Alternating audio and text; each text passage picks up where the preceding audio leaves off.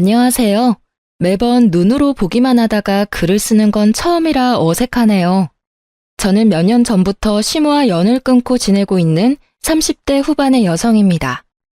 남편도 마찬가지로 시모와는 연을 끊고 저희 부모님을 모시며 살고 있는데요. 저와 남편이 당한 시댁 식구들의 어이없는 행동을 여기서라도 이야기하고 한풀이라도 해볼 생각으로 글을 올리게 됐어요. 남편은 저보다 4살이 많고 공기업에 다니고 있어요. 그리고 저는 간호조무사로 어릴 때 남편을 만나 여태껏 금슬 좋게 지내고 있죠. 그런 남편도 시댁에서는 사형제 중 막내예요. 위로 나이차 많이 나는 형님들이 셋이나 있고 지금 70대 중반이니까요. 결혼 전에는 남편이 애지중지 오냐오냐 컸다고 생각했는데 막상 시댁에 와보니 정반대였어요. 늦둥이라 가장 사랑받을 법한데도 집에서는 남편만 오면 냉랭한 분위기가 흐르고는 했거든요. 그런 남편이지만 시부에게만은 애정을 듬뿍 받았어요. 시부가 매번 하는 말이 막내가 자기 어렸을 때와 똑 닮았다고 항상 말씀하셨거든요. 아마 그 탓에 남편에게 애정이 더 깊으셨던 것 같아요. 시부가 정정할 때는 그나마 괜찮았지만 노환과 지병으로 병원에 입원하고 나니 집안은 점점 남편과 저에게는 가시밭 같은 곳이 되어버렸어요. 그런 집안 분위기 때문에 남편은 처갓집에 좀 더 정을 붙이더라고요. 저희야 환영할 만한 분위기였죠. 딸만 둘이 저희 집에서 친정 부모님이 의지하는 사람은 남편이었거든요. 저는 남편 생각에 소소한 일로 남편 부르지 말라고 했지만 남편은 자기에게 의지해주는 부모님의 행동을 기분 좋게 여기더라고요. 그러면서 집에서 내놓은 자식 같은데 여기서는 진짜 자식 같다고, 어른들이 의지하면 인정받는 기분이 들어서 너무 좋다고, 그러니까 소소한 일에도 불러주시는 거 좋다고 했어요. 정말 착한 남편이지 않아요? 제가 봐도 이렇게 착한 사람 드물어요. 그런데 이런 사람에게 시댁 식구들이 어떻게 행동했는지 정말 제3자인 제가 보더라도 남편의 형님들은 하나같이 욕심과 이기심으로 똘똘 뭉친 사람들이었어요. 물론 당해보니 더 확실하게 말할 수 있는 거긴 하지만요. 게다가 나이도 우리보다 훨씬 많아서 같이 있어도 이야기가 전혀 통하지 않았어요. 그리고 그런 아주버님을 믿고 의지하는 건 시모가 더 심했죠. 남편이 뭐라 말해도 전혀 듣지를 않더라고요. 그래도 이해하려 했어요. 나이 드신 어른들이시고 생각하는 게 우리와는 좀 다를 수 있으니까요. 그렇게 시모와 시댁을 이해해보려 애쓰던 우리에게 그 사건이 일어난 건 결혼 후 3년이 채 되지 않았을 무렵이었어요. 저는 결혼 후에 시모와 형님들 뒤를 쫓아다니며 여기저기 시댁 친척 경조사에 자주 참석하곤 했어요. 워낙 친인척이 많은 집이라 결혼할 때도 깜짝 놀랐는데 여기서는 가족들끼리는 또 자주 챙기더라고요. 그런데 하루는 시댁 친척 결혼식에 참석했는데 시모가 들고 온 핸드백 때문에 주변에서 수군거리는 걸 봤어요. 제가 보니 시모 가방이 다 해져서 너덜너덜해졌더라고요. 그걸 모르고 착용하고 계신 걸 보니 마음이 안 좋더라고요. 그렇다고 당장 제가 뭐라 할 수 있는 분위기도 아니었고요. 그래서 큰맘 먹고 300만 원 좀 넘는 명품 가방을 선물해드리게 됐어요. 물론 남편과 상의를 하고 사드린 거라 남편도 무척 좋아했거든요. 그런데 가방을 선물했을 때는 기뻐하는 얼굴이 있었는데 그 다음에 갔을 때는 기분이 안 좋아 보이더라고요. 그때도 친척 모임이었는데 시모가 제가 선물한 가방을 사용하지 않았더라고요. 그날 모임이 끝나고 시댁으로 함께 돌아가게 됐는데 제가 시모에게 조심스럽게 물었어요. 어머님, 혹시 제가 선물한 가방은 마음에 안 드세요? 조심스러운 제 물음에 시모가 고개를 돌려 저를 쳐다보는데 그 눈이 은은하게 돌아있는 걸 발견했죠. 뭔가 이상하다 싶었는데 그때 시모가 한마디 던지더라고요. 네 눈에는 내가 그렇게 없어 보였니? 네? 그게 무슨 말씀이세요? 정말로 저는 이 말을 바로 이해하지 못했어요. 왜냐고요? 저로서는 생각해본 적도 없는 거였으니까요. 뭐가 없어 보였길래 그런 소리를 하신 걸까 싶었는데 뒤에 하는 말이 더 어이없더라고요. 내가 돈이 없어서 가방을 안 샀겠어? 그런데 나한테 가방을 선물했다는 건 내가 거지꼴처럼 보였으니 네가 선물을 한 거겠지. 어머님, 전혀 아니에요. 그런 마음에 들인 거 아니고 저번 친척 결혼식 때 어머니 가방이 너무 해진 게 보여서 사드린 것뿐이에요. 정말 그것뿐이라고요. 내가 너한테 그딴 동정심이나 사야 하니? 어디 새파랗게 어린 게 어른한테 돈 자랑이야? 가만 두고 보니까 네 시어미가 거지처럼 보이디? 정말 그런 거 아니에요, 어머님. 가방 사드릴 때도 남편이랑 상의해서 사드렸고. 듣기 싫다. 그딴 변명 들으려던 거 아니거든? 네가 사준 거 필요 없으니까 당장 가져가. 결국 시모가 옷장 안에서 꺼낸 건 제가 사드린 가방이었어요. 그리고는 그걸 제 앞에 탁 하고 던지시더라고요. 저는 시모가 왜 이런 말을 하는지 여태껏 이해가 가지 않았어요. 한숨을 쉬며 가방을 주섬주섬 줍는데 이상하더라고요. 제가 사준 가방의 짝퉁이더라고요. 저는 가짜 가방에 살짝 당황해서 시모에게 물었죠. 어머님, 혹시 가방 누구한테 빌려주신 적 있으세요? 빌려줬으면 왜? 네가 그걸 왜 신경 써? 이거 제가 드린 가방이 아닌데요. 제 말에 놀란 건 시모였어요. 하지만 시모는 이내 안색을 바로 하더니 말하더군요. 난 한 번도 안 썼어. 그거 큰며느리한테 빌려줬었는데 아니, 친구 아들 결혼식 때 쓸 가방이 없대서 빌려줬지. 저는 그 길로 바로 큰형님에게 전화를 했어요. 형님, 저 막내예요. 혹시 어머님한테서 가방 빌리신 적 있으세요? 아니, 그런 적 없는데? 죄송하지만 어머님은 형님한테 빌려주셨다던데요. 아하, 그거 빌렸었지. 그런데 왜? 어머님이 그 가방 안 쓰신다고 돌려주셨는데 제가 선물한 가방이 아니라서요. 제 거는 진품이었는데 이건 가품이거든요. 가방이 바뀐 것 같은데 짐작 가는 일 없으세요? 아니, 가만 보자 하니까 사람을 무슨 도둑으로 몰아? 네가 처음부터 가짜 가방 줘놓고는 지금 나한테 뒤집어 씌우는 거야? 이래서 무섭다니까. 어떻게 큰형님한테 그런 소리를 할 수 있어? 버릇이 없어도 정도껏이지. 그런데 큰형님의 목소리에 시모가 도리어 더 표독스러운 표정을 지으며 제게 소리치더라고요. 야, 너 사람을 거지 취급한 것도 모자라서 가짜 가방까지 줬니? 기가 막혀서. 그래, 가짜 줘놓고 생색내니까 기분이 좋았어? 어쩐지 그 가방 들고 다니기 싫다 했더니. 죄송하지만 처음부터 그 가방은 진짜였어요. 짐작만으로 그렇게 말씀하시면 곤란하죠. 결국 저는 그날 남편과 큰형님을 시댁으로 불렀고 집은 한바탕 난리가 났어요. 이 일이 왜 큰일이 됐냐면 큰아주버님이 알게 됐거든요. 결국 아주버님이 집에 오셔서는 쌍심지를 켜고 저에게 삿대질을 하며 욕을 하더라고요. 어디 배운 거 없는 티 내면서 윗사람한테 누명을 씌워? 그 가방이 가짜면 네가 가짜를 가져온 거지, 어? 새파랗게 어린 게 두 눈 동그랗게 뜨고 아니라고 거짓말을 해? 사람 그렇게 안 봤는데 참 웃기네. 내가 처음부터 마음에 안 들었어. 그래, 비싼 가방이랍시고 어머님한테 가짜 가방 주면서 생색내려고 했었어. 누군 뭐 돈이 없어서 그런 거 안 하는 거라고 생각해?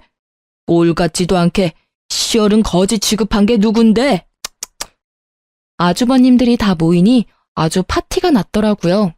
제 욕하는 파티요. 이 기회다 싶었는지 저한테 어찌나 욕을 하는지. 그리고 가만 듣다 보니 시모에게 거지 취급 어쩌고 말을 인 게 이 아주버님들 같더라고요. 마치 제가 시모 눈에 들어오려고 돈지랄했다는 식으로 몰아가더라고요. 그때 남편이 집에 와서는 제 결백을 증명해줬어요. 진짜 남편 아니었으면 큰일 날 뻔했거든요. 시모의 조카이자 남편의 이종사촌에게 전화를 걸더라고요. 그제서야 저는 처음부터 거기 전화를 했으면 모든 게 해결됐을 거라는 걸 깨달았죠.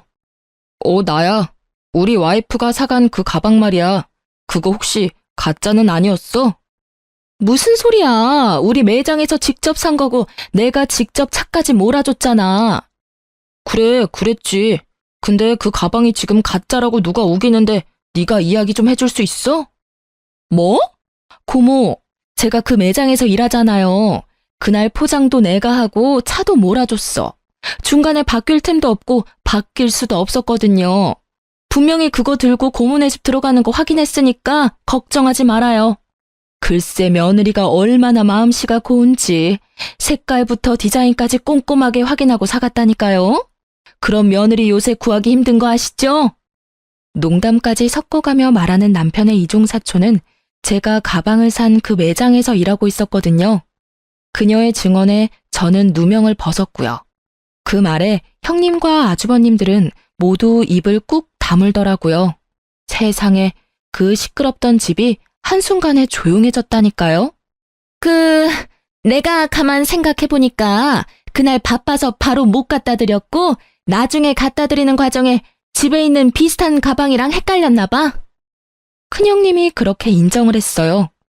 그러면 뒤따라오는 당연한 게 있어야 하잖아요. 사과요. 그런데 아무도 저에게 미안하다 말을 안 하더라고요. 웃긴 건 도리어 이 상황에서 저를 더 몰아가더라고요. 에이, 그러게. 왜 집에 그딴 비싼 가방을 사와서 이 분란을 일으켜? 돈지랄을 하고 싶었으면 혼자 조용히 할 것이지. 왜 남의 집에 와서 비싼 물건을 선물해서 이런 일을 만드냐 이 말이야. 그게 말이에요? 아니, 이렇게 여럿이서 어린 제 와이프한테 할 소리 못할 소리 다 해놓고는 어떻게 사과 한마디가 없어요? 너야말로 계집년 치마폭에 폭 쌓여서는 가족이고 뭐고 눈에 뵈는 게 없어? 어디서 형님한테 큰 소리로 소리치고 난리야? 따지고 보면 다 그 가방 탓 아니니? 네 와이프가 그거 집에 들이지만 않았어도 이런 일은 없었을 거 아니야? 어머니! 남편의 절망과 답답함으로 가득한 얼굴을 보니 제가 참을 수 없더라고요. 아니, 무슨 이런 가족이 있어요? 선물을 줘도 날리고 시어머니 선물을 가져다 쓰고는 감히 가짜를 돌려주지를 않나. 아니, 그게 왜 제 잘못이에요? 잘해줘도 싫으신 거면 이제 앞으로는 관여 안 할게요. 그리고 이게 다 가방 탓이라니. 가방은 제가 가져갈게요. 형님, 어서 진짜 가방 가져오세요. 제 말에 아주버님과 시모는 다시 들끓어 여기 쓰지 못할 욕을 해댔고, 큰형님은 뭐가 그리 당당한지 차에 가서는 곧 제가 시모에게 선물했던 가방을 가져와서 툭 던지더라고요. 남편은 시모에게 더 이상 이 집에 오지 않겠다며 선언하듯 말을 던지고 저와 함께 시댁에서 나왔어요. 결과적으로는 시모와 만나지 않게 되어 도리어 더 편해지긴 했어요. 그런데 그 뒤에 진짜 웃겼거든요. 제가 그 가방을 중고로 팔아서 나온 돈에 제 돈 좀 더 보태서 부모님 크루즈 여행 보내드렸거든요.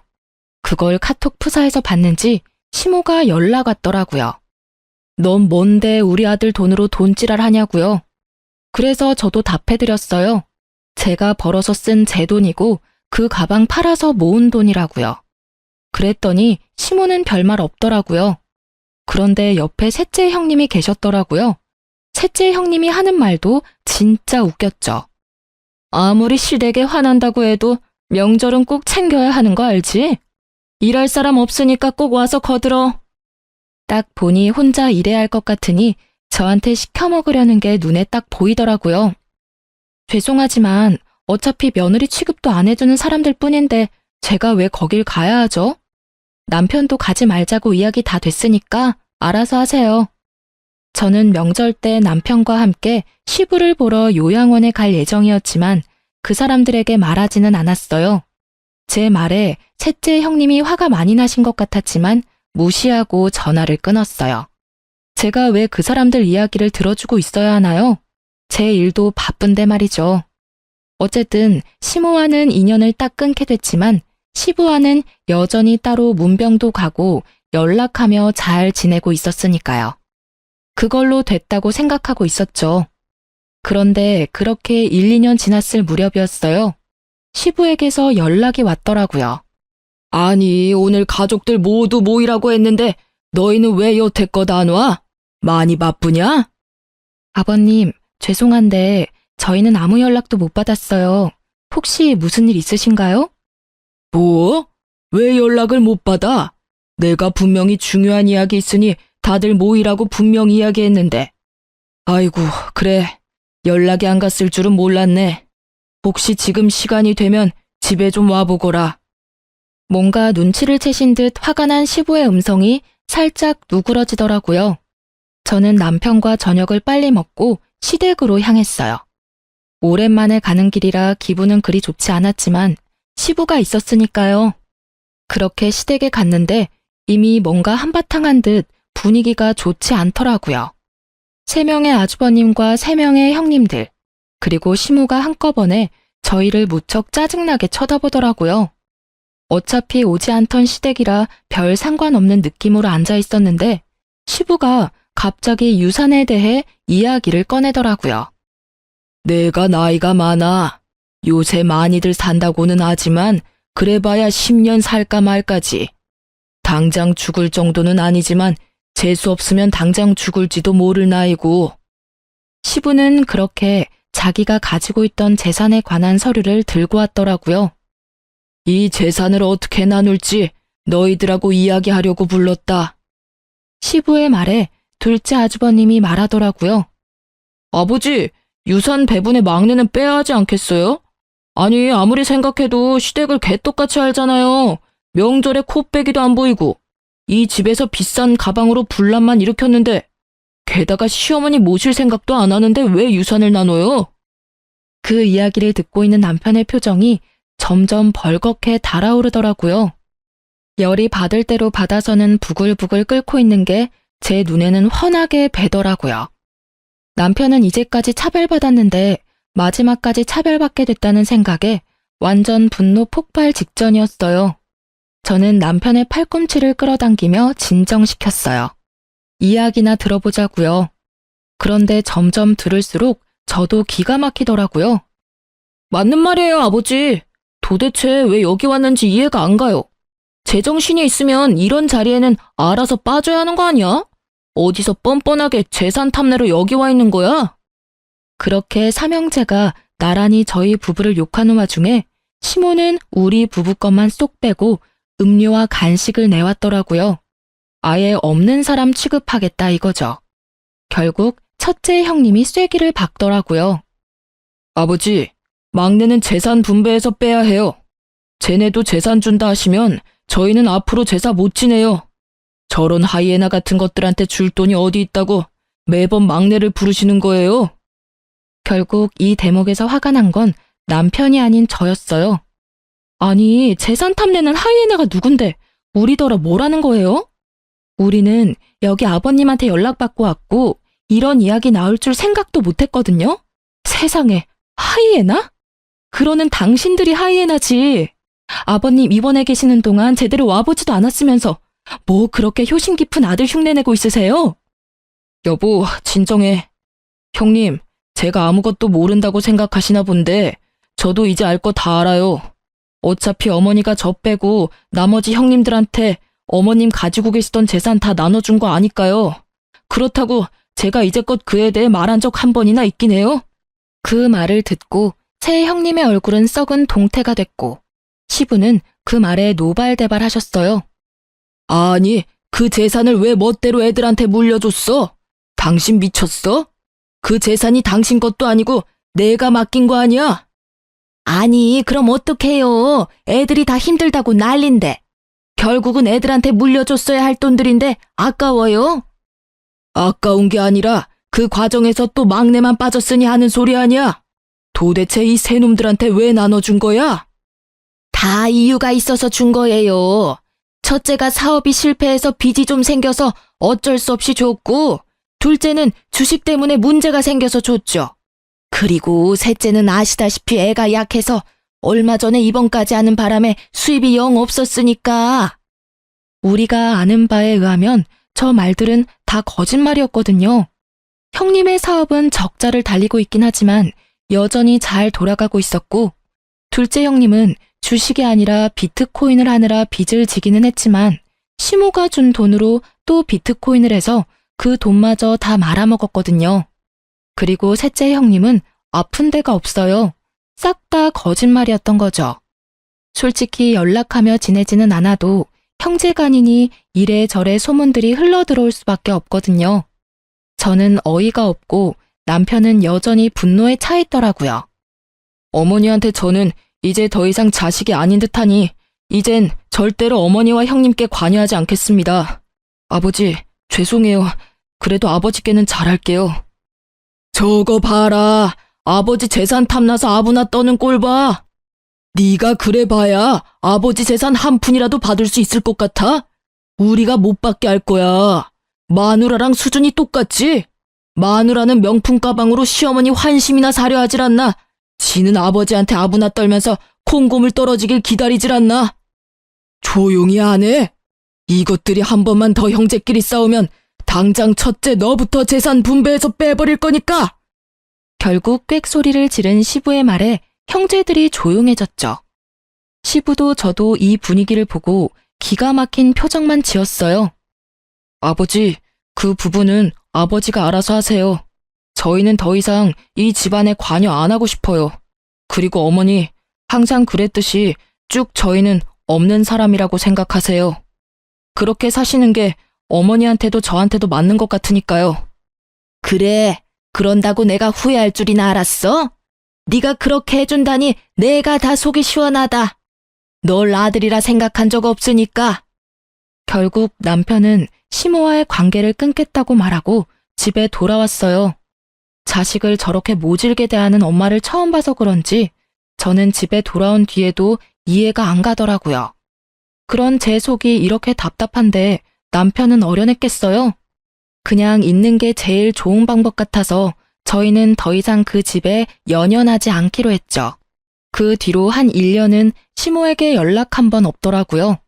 시부와 만나서도 남편은 가족 이야기는 되도록 안 했고요.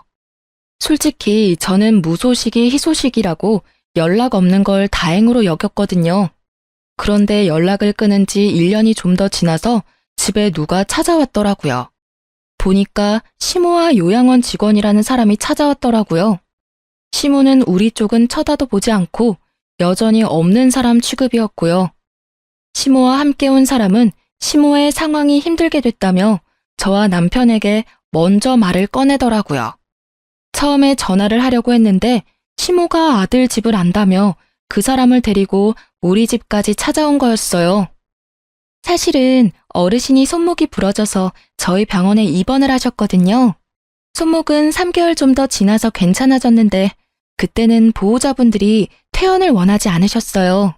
저희야 병원비 받고 어르신 잘 모시면 되는 건데 그 병원비가 계속 밀리고 있어서 저희 쪽에 보호자분으로 등록되신 분은 둘째 아드님이신데 연락이 안 돼서 다른 보호자분을 찾아왔어요. 어르신이 막내 아드님이 계신다고 하셔서 병원비랑 보호자 변경에 대해서 상의를 좀...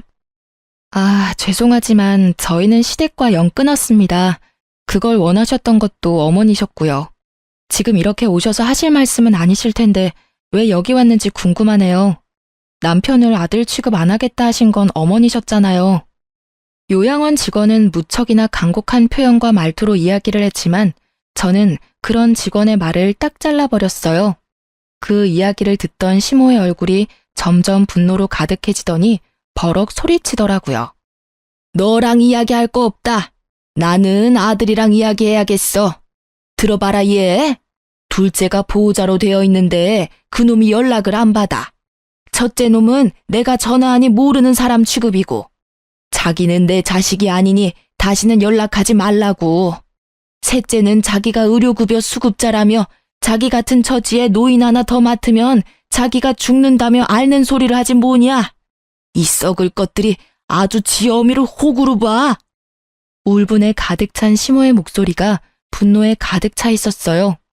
그런 와중에도 남편은 지극히 평온한 모습이었고 저는 기가 안 차서 한숨만 푹푹 내쉬었죠.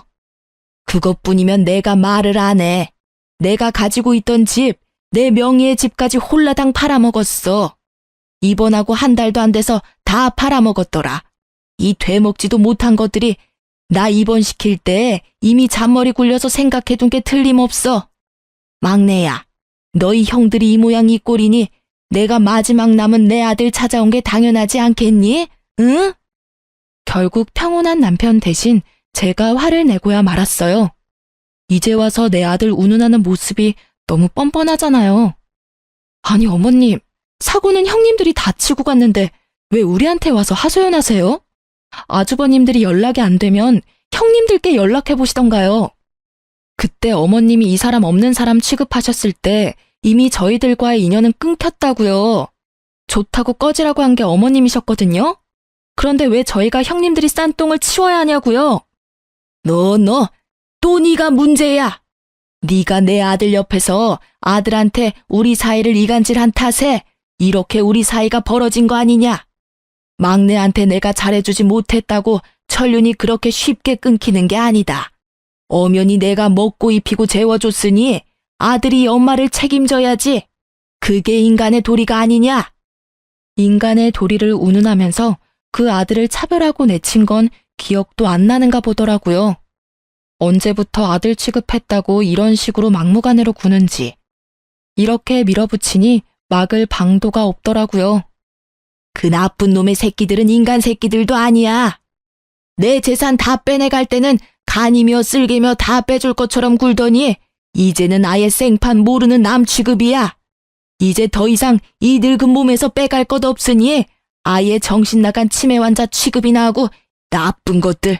내가 그 돈을 지들한테 왜 줬는데? 진정하세요, 어머니. 일단은 제가 밀린 병원비는 내드릴게요. 그런데 저는 어머니 보호자는 못합니다. 지금 저희도 장인 장모님 모시고 있어서 어머니까지는 못 모셔요. 그러니까 형님들 중에 누구 하나한테 연락해서. 장인 장모는 모시면서 나를 못 모신다고? 그게 무슨 말이냐? 네가 내 아들인데 왜 네가 나를 안 모시고 저쪽 집안 사람들을 모시는 거야? 왜 네가 남의 부모를 모셔? 이 나쁜 년. 네가 내 아들 꼬셔서 너희 부모 모시도록 만든 거지?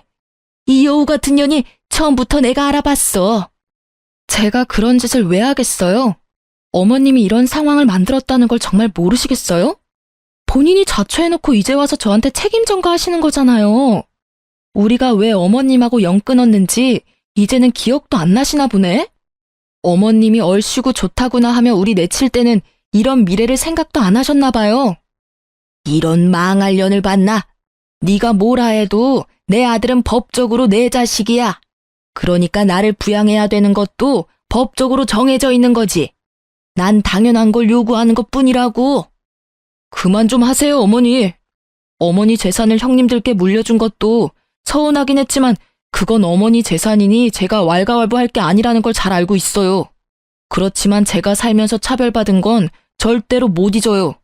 사랑도 못 받고 컸는데다가 영까지 끊자고 합의 다 본 마당에 이제 와서 부양하라고 해도 저는 못합니다.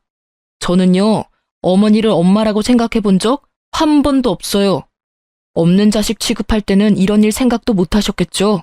어차피 저한테 주신 게 아무것도 없으니 많이 공들인 형님들한테나 가서 부양 이야기 꺼내세요.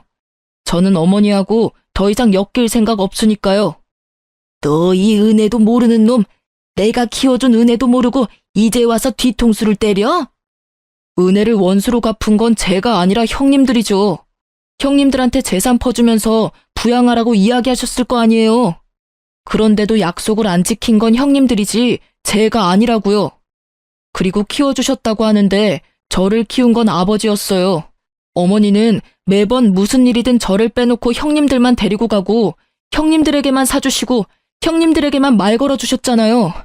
제가 어머니를 안 모시는 게 아니라 어머니가 저를 아들 취급 안 해서 부양 안 하는 거예요. 그리고 이쪽 처갓집 식구들은 저를 한 사람의 인간으로 자식으로 인정해주고 있기 때문에 제가 제 의지로 모시고 있는 겁니다. 한 번만 더 와이프한테 그런 식으로 말씀하시면 저도 용서 안 할 거예요. 밀린 병원비 내드리는 걸로 완전히 끝이라고 생각해 주세요. 아이고, 내가 잘못 살았네. 잘못 살았어. 자식을 넷이나 키우고도 이런 취급을 받으니 내가 한참을 잘못 살았어. 지들은 다 혼자서 큰 줄 알지. 내가 그 마음고생을 하면서 집에 있게 해줬더니 이렇게 사람 뒤통수를 치고. 오냐, 너 같은 아들 나도 필요 없어. 내가 여기로 오겠다고 생각한 자체가 미친 짓이었지. 그래, 너 혼자서 아주 잘 살아봐라. 그렇게 화를 버럭 낸 시모가 씩씩거리며 밖으로 나갔어요. 그 연세에 참으로 정정한 그 모습에 함께 온 직원이 당황한 표정으로 따라 나가더라고요.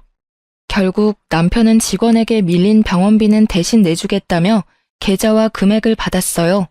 대신 앞으로 이쪽으로 찾아오지 말라고 신신당부했어요. 둘째 형님에게 연락해 놓을 테니 그쪽으로 연락하라고 말이죠.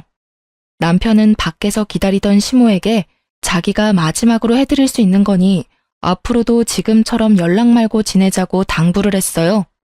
그리고 시모가 보는 앞에서 둘째 형님께 전화해서 말하더라고요. 어머니 밀린 병원비 내가 냈는데 앞으로 나는 시모 신경 안 쓸 거다. 호적에서 파든 말든 마음대로 하고 재산은 전부 형님들이 가져갔으니 알아서 어머니 모시고 만약 또 자기한테 어머니가 오시면 아버지에게 전화해서 아버지가 가진 재산까지 형님들 못 가져가게 막겠다고 말이죠. 그랬더니 형님들이 난리가 나서 네가 무슨 권리로 그러냐며 난리치더라고요. 남편이 다 무시하고 전화를 끊자 시모에게 바로 둘째 형님이 전화가 왔더라고요. 왜 거기가 있냐고, 요양원에 있으면 자기들이 다 알아서 하는데 왜 일을 이렇게 만드냐며 시모를 아예 쪼아버리더라고요. 그런데 시모도 가만히 있지는 않더라고요. 너희가 다 연락을 씹으니 자기가 여기까지 와서 이 수모를 당한다며 네가 어떻게 그럴 수 있냐며 눈물 한 바가지 흘려주시고요. 저는 시모의 모습을 보면서 자기 무덤 자기가 판다는 속담이 머릿속에서 떠나질 않더라고요. 그러게 처음부터 남편에게 잘해줬으면 이 착한 남자가 효도하면서 어머니 모시고 잘 살았을 텐데 말이죠. 이제 와서 아들이라며 되돌리려 해도 이미 상처받고 틀어진 관계가 회복되기는 어렵잖아요. 결국 그 뒤로 또 시모와의 연락은 끊겼어요. 다행히 병원비도 잘 내는지 어쩌는지 저희한테도 연락이 없고요. 시부와는 자주 왕래하는 저희가 뜻밖의 사실을 접한 건 어머님 일로부터 한 달쯤 지나서였어요. 그때도 아버님이 그 사실을 알았던 건지 저와 남편을 부르더라고요. 시부는 시모에게 재산을 하나도 받지 못한 남편에게 자신이 가지고 있던 아파트를 하나 남겨주셨어요. 아버님이 직접 아파트 명의를 저희 앞으로 변경해 주셨죠. 그러면서 시부가 말씀하시더라고요. 너희 엄마 너무 미워하지 마라. 다 내 탓이야. 내가 밖에서 자식을 낳아오는 바람에 네 엄마가 비뚤어진 거니 내 탓이지. 아들이 셋이나 있으니 너한테 그리 큰 의미를 두지 않을 거라고 생각했다. 그런데 이렇게 미워할 줄은 몰랐어. 갓난쟁이 때부터 기르면 기른 정이라도 생길 줄 알았는데 그게 아니었나 보다. 내 무덤까지 갖고 가려다가 그냥 가면 네가 평생 엄마에게 사랑받지 못한 사람이라는 생각을 안고 있을까봐 내 말하는 거야. 그러니 너무 미워하지 마라. 그제야 모든 게 이해가 가더라고요. 남편이 이복자식이었는데다가 바람을 피운 시부와 똑같이 생겼으니 시모가 더 싫어했던 거예요. 남편은 그제서야 마음이 좀 편해졌더라고요. 그런데 제 생각과는 다르게 자기가 미움을 받는 이유를 알게 돼서 마음이 편해진 게 아니라 시모와 진짜로 피가 통하는 사이가 아니라는 걸 알게 돼서 개운해진 거라고 하더라고요. 딴에는 천륜이니 그런 걸 엄청 신경 쓰고 있었던 모양이에요. 그렇게 저희의 마음이 안정을 찾아갈 무렵 저희는 생각지도 못한 곳에서 시모와 재회하게 됐어요. 바로 남편의 사촌네 결혼식에서요. 저희는 결혼식에 간 건 아니었어요. 사실은 친정 부모님 모시고 웨딩홀 근처에 식사하러 나온 김에 호텔 근처 야외 커피숍에서 커피 좀 마시고 있었는데요. 하필 호텔에서 우연찮게 고모님을 만나게 됐거든요. 그때 고모님과 함께 있던 게 시모였어요.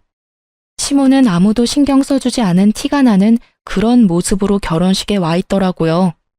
고모는 남편에게 무척 잘해주셔서 남편에게 이왕 만난 거 식장이라도 왔다 가라고 권유했고 남편은 식사는 안 하더라도 축의금은 주고 오자며 홀 안으로 들어갔죠.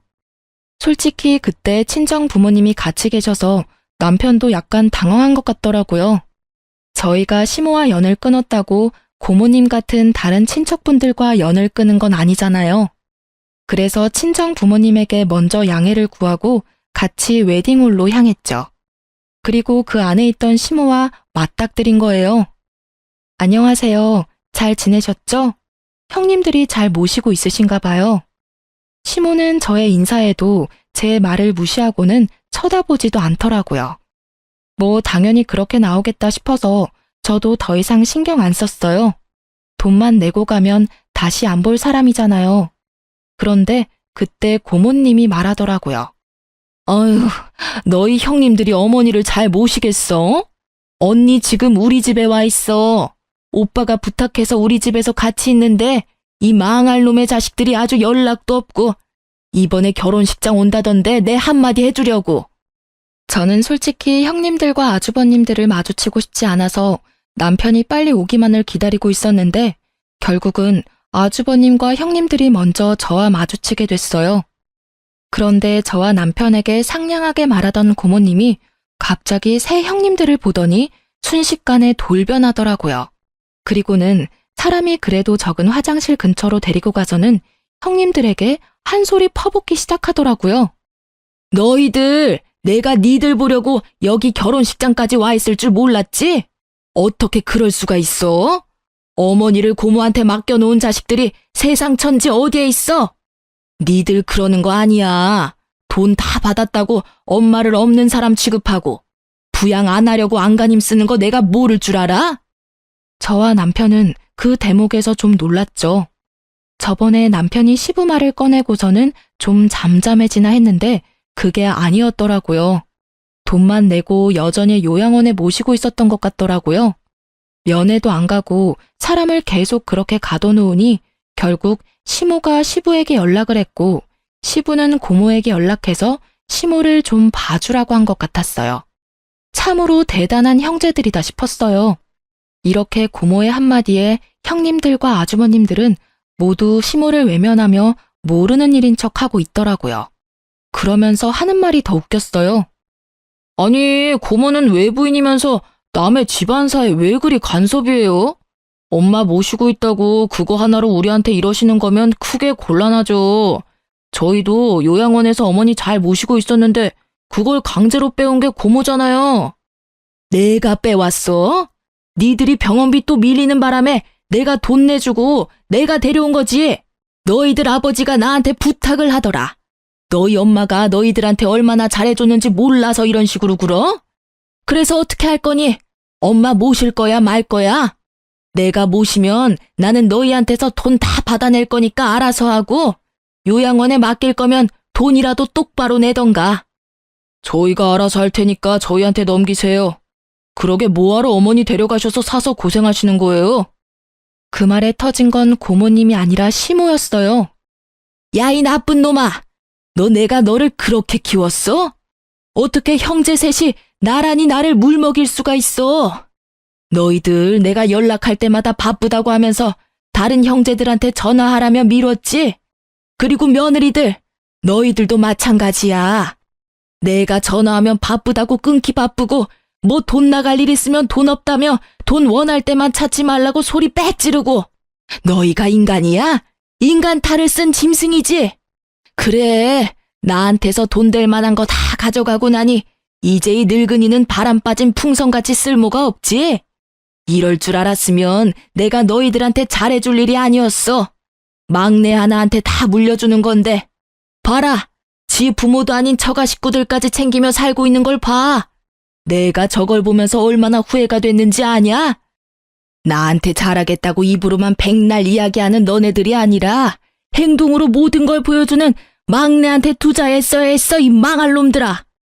결국은 시모의 분노가 터져버렸고 아주버님들은 또 그들대로 골이 날 대로 났더라고요. 아니, 그렇게 좋으시면 막내한테 가세요. 가시면 될 거 왜 우리한테 와서 들러붙으려고 하시냐고요. 좋은 자식 있으면 좋은 자식한테 가면 되시지. 아, 저번에 연 끊으시면서 절대로 안 본다고 하신 게 마음에 걸리세요? 그리고 막내도 생각이 있으면 어머니 받아주겠어요? 저희랑 다 같이 대놓고 차별하고 없는 사람 취급하셔놓고는.